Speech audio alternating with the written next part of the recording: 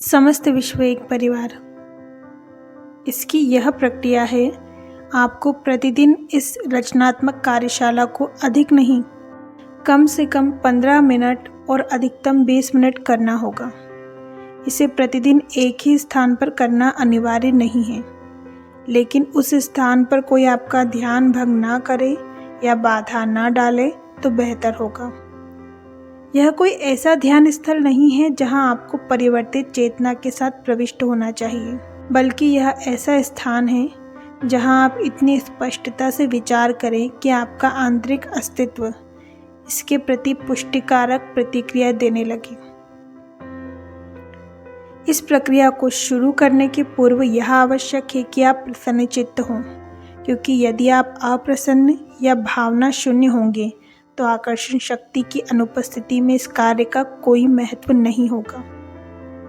यहाँ प्रसन्नचित्त से हमारा मतलब ऊपर नीचे कूदने वाली उत्तेजना नहीं, इससे हमारा अर्थ उस उत्साहपूर्ण हल्की एवं ऐसी संवेदना से है जहाँ सब अच्छा लगता है।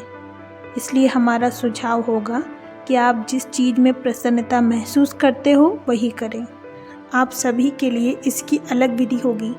जैसे किसी को संगीत सुनकर फौरन ही उत्साह व उल्लास की अनुभूति होती है, लेकिन ऐसा सभी तरह के संगीत या एक ही संगीत से बार बार करना संभव नहीं है। आप में से कुछ लोग पशुओं से बातचीत करके, तो कुछ लोगों के लिए बहते पानी के समीप रहना यह कर सकता है। एक बार आप इस सुखद अवस्था में आने पर बैठ जाएं और अपनी कार्यशाला की शुरुआत कर दें। इस कार्यशाला में आपका कार्य होगा अपने वास्तविक जीवन के अनुभवों से जमा किए अन्य लोगों से बातचीत और बाहरी दुनिया में विचरण करते हुए प्राप्त अनुभव डेटा को आत्मसात करना। व्यक्ति को देखा जो बहुत प्रसन्नचित्त है, उस डेटा को बाद में अपनी कार्यशाला में उपयोग करने के उद्देश्य से तुरंत जमा कर लें। आप किसी ऐसे व्यक्ति को देखते हैं जो आपका मनपसंद वाहन चला रहा हो, तो उस डेटा को जमा कर लें। आपको ऐसी आजीविका दिखती है जो आप अपनाना चाहते हैं,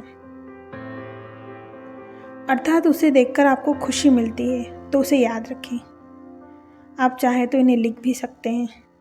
जब भी आप कोई ऐसी चीज़ देखें जिसे आप अपने जीवन में अनुभव शामिल करना चाहते हो, तो उस डेटा को अपने कल्पित मानसिक बैंक में जमा कर लें।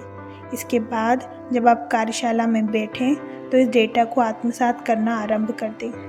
ऐसा करते समय आप स्वयं को अपनी मनपसंद वस्तु को अनुभव करने तथा स्वयं को प्रसन्नता प्रदान करने वाले सार को ग्रहण करती तस्वीर निर्मित करें।